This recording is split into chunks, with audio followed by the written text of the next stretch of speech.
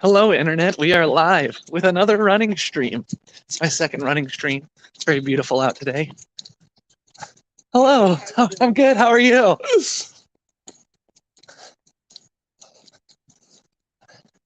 Today, I wanted to, part of the reason I'm doing the running stream is because I don't have a whole bunch of time. I just got home from church and I have a wedding gig. I have to be up in Skokie at 3. So I figured do the live and the running at the same time. To talk about that being a creative choice, something I talk about a lot, that viewing that as creative is empowering, saying, I have 2 things I want to do and not enough time to do them both individually.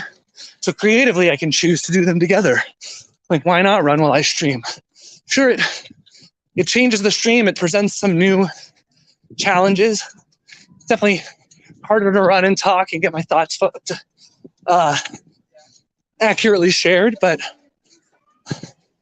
whatever. Here we are.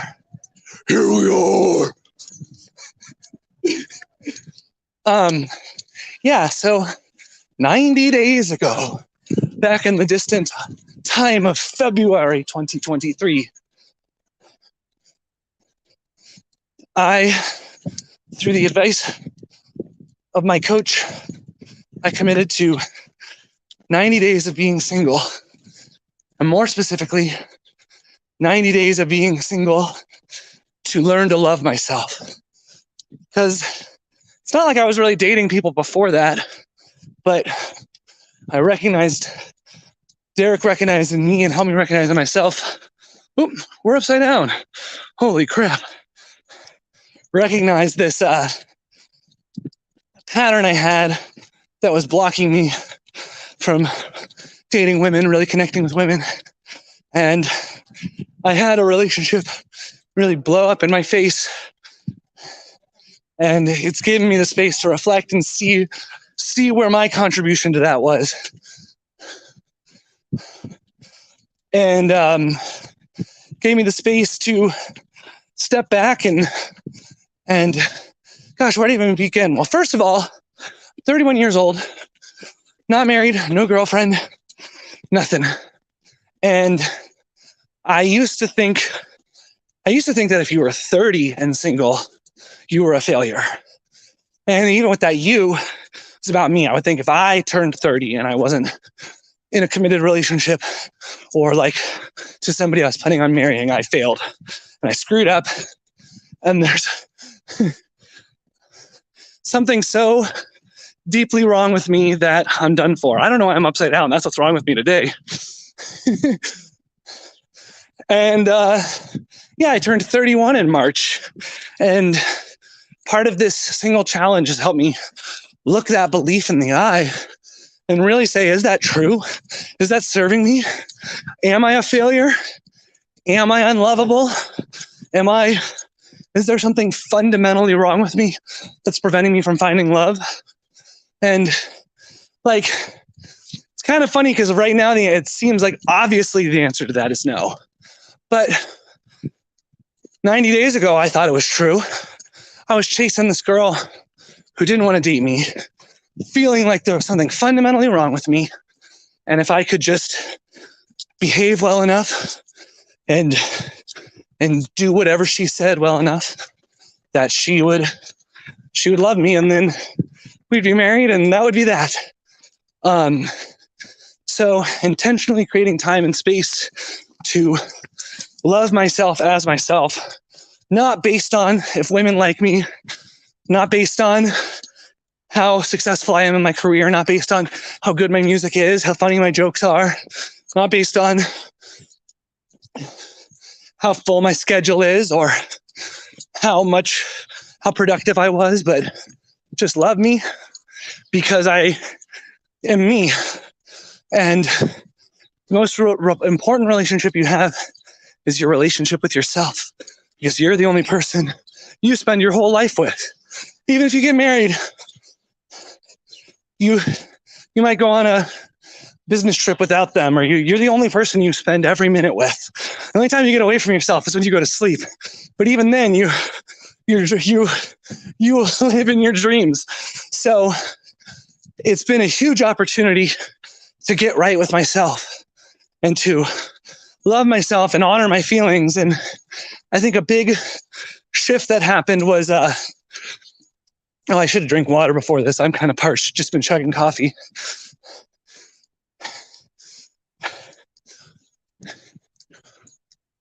A big shift that's happened is, well, I'll close that. So I threw away a story that if you're 31 years old and you're single, you're a failure, because it's just not true. I don't know where that story came from. I think I just my parents got married in their 20s, had kids. They had 2 kids by the time they were 30. And so I had thought that's what you have to do. And doesn't matter. It didn't matter that there were millions of examples of people who are 31, not married, no kids, who are living their lives, living good lives, making a difference, helping people. So it's helped me throw that story away. It's also helped me recognize that my feelings aren't wrong and bad. And I've had this story that I have to be happy because I know people look to me to be happy. So the data that's fueling that story is real. I have people for a long time have always commented on how happy I am, how happy I make them, how much joy I bring to spaces when I show up. And I took that on. Instead of letting that be a gift and then being me, I took that as a responsibility, almost like a shackle. I shackled myself to happiness, and basically was well, I'm only valuable, I'm only worth having around if I'm happy. So if feelings of unhappiness come up, just push them away. Don't burden people with that, because you're a burden unless you're happy all the time. And while I might default happiness maybe at a higher level than other people, that might be a gift I have. I'm a human, full range of emotion. A few weeks in, maybe end of February, I had a realization that I've never let myself cry. And, I remember not crying when my piano teacher died when I was 22. And I remember knowing it was sad, but not being able to cry. I remember thinking there was something wrong with me. And I dated a girl in 2017, 2018-ish. We dated for a year and a half. We lived together at one point. And when we broke up, I remember that night crying for approximately 45 seconds. And I think part of me thought something was wrong with me. Also, another part of me was oh, I get over things quick because I'm happy Danny. And now I'm making up for lost time. And there's been 20 years of things that of emotions that I haven't let come to the surface. And coming across a very simple and powerful phrase of, I give myself permission to. So, giving myself permission to cry. I've given myself permission to be angry. I give myself permission to feel hurt, to feel cheated. I give myself permission to feel broken, to feel helpless, and creating that space for myself. And February was a lot of laying on the floor crying. February and March, a lot of it. And giving myself that space was one of the greatest gifts I could give myself, because it's given me the opportunity to show up happy and genuinely choosing happiness, and not choosing happiness in spite of any negative feelings. And, just some things that stand out. I remember going over to Evan's house to play music. This was, I think, in February. And I was lamenting this broken relationship on the drive over, feeling real sad. I show up to Evan's house and he goes, "Hey bud, how you doing?" And I said, "Dude, I really miss this girl right now. Sucks." And he said, "Yeah, I'm sorry." And was willing to let me feel sad in front of him. I'm going to cry because it's so beautiful. I love that dude. He was willing to let me be sad in front of him. In fact, about 2 weeks ago, I received a text that wasn't very kind, wasn't very fair and kind in my eyes. And thank God I was with Evan. And I was like, "Dude, I'm really hurting." And we just hung. And he was like, "Yeah, that sucks." And he didn't like try to fix it. He just like let me be upset. And then I was able to like set it down. And I think a huge lesson I've learned is I used to think the way to get rid of pain is to hide it, hold it in, not show it to anyone. And I'm learning that when you let other people feel your pain with you, when you share your hurt with them, they help you set it down. And it's really, really a beautiful way to let go of things. You know, I dated this girl in 2020, and when we ended things, I was a mess for like a year and a half. Now with this other relationship that ended, like, I'm not like over it, still hurting, still woke up today feeling like there's something missing, and I've healed so much. And I'm very clear that what was going on wasn't working. And I'm grateful that I've grown so much and I'm not stuck in this loop of begging for this girl to love me. Ooh, daddy. I think I don't know how far we are. The total mileage of this run is 2 miles. We're definitely over a mile, maybe a mile and a half at this point. I keep going upside down. Whoa! Come on, turn back up. There we go.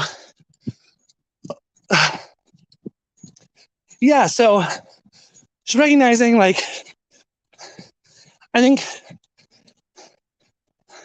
we can take our gifts and turn them into burdens when we think they define us.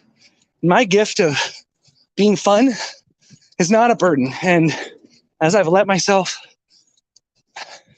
not feel like I have to be fun all the time, it's actually given me the space to be more fun. I can remember, I think it was sometime in March, driving to the Easy Does It Jam, and cried the whole drive there. Just like blubbery, sad, over the top, ugly cry. And then I got there, I wiped my eyes and I walked in, and a room full of 20 friends were all very happy to see me. Like, "Danny, so good to see you." And I was happy to see them. And I didn't have this blockage where I was like pretending like I was happy to see them to a degree. I was just like happy to see them. And that night in particular, I remember being so fun. My friend Mary Helm and I, we like got in like a fist fight. Not a real fight. I like fake fights. I'm talking about fights. They're pretty fake. But yeah, we like fought in the middle of the bar. And my buddy Nicholas was like, "Danny, are you even drinking?" I was like, "No, I'm not drinking." And just like showed up fun and ready to party. And yeah, so I've learned that your emotions aren't anything to be afraid of, and they're not wrong. And they might be rooted in a story that's not serving you, and you can change that story. But to change a story, you should feel what it's telling you to feel first. Oh, what else? Beginning of March, I was at a bar with some friends, and there were a lot of pretty girls all around. And I was hanging with those same friends the next day. And one of them says, "Man, I was kind of having a bad time last night. There were so many pretty ladies everywhere. I just couldn't get out of my own head about if one of those ladies was the one." And I said, "Dude, I know that exact feeling. I know that exact feeling. And I'm not doing that anymore." I realized it was like, wow, I was at the bar. I noticed pretty ladies, sure, but I wasn't obsessed with making one of them like me. I think that's been like the biggest thing, is like not showing up to things, like oogling everyone and being obsessed with making girls like me, just showing up and being fun. Realize how unattractive that is, and how just how that was repelling women, and just how like I would hit it off with a girl, and then I'd be like, oh, I think she likes me. Better make sure she likes me. And then I would stop being myself, and I'd start to like just try to conform to whatever I thought she wanted and pedestalize her. I think that's probably really freaking annoying. Probably not really fun to be treated that way. And yeah, I think my confidence has skyrocketed. I've had a glow up. It's cool at the wedding I played last night. There were like a handful of girls really oogling me, and the band all noticed it. They're like, Danny, all these ladies were checking you out. I was like, yeah, I know, I had a glow up.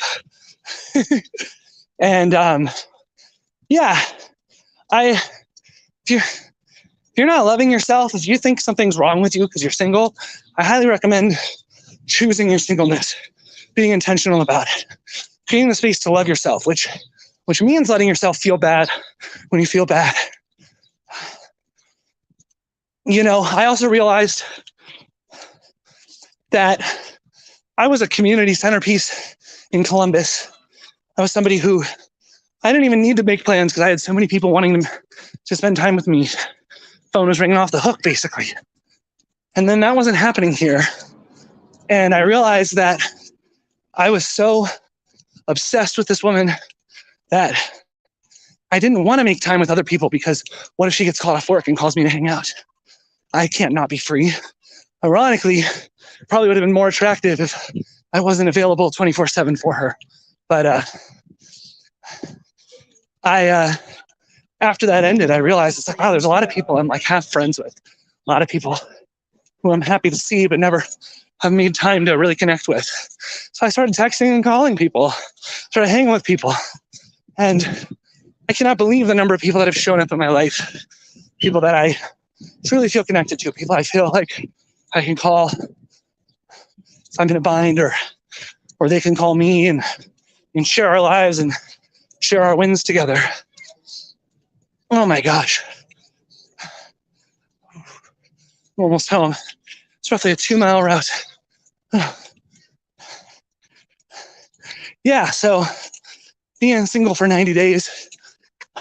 Also, I'll just be honest, I have had some slip-ups, I guess, which notably started happening around halfway through. I think around halfway through, I really started to show up to places just as me, not worried about making women like me, not worried about anything other than just showing up and having fun and engaging with the people I engage with. And I almost fell there. Women started approaching me. And coming in this live stream, being vulnerable about this has been really transformative. Oh my gosh. I think I'm out of gas here. I'm almost home, so we'll get to my front door. Woo.